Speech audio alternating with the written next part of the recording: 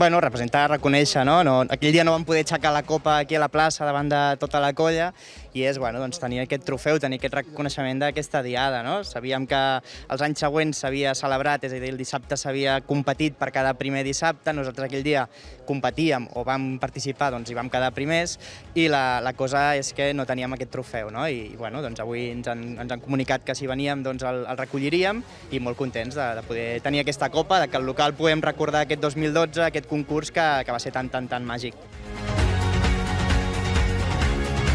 Bueno, hi ha un record especial perquè no sabíem on anàvem, sabíem que els castells que portàvem, però en cap moment anàvem a guanyar.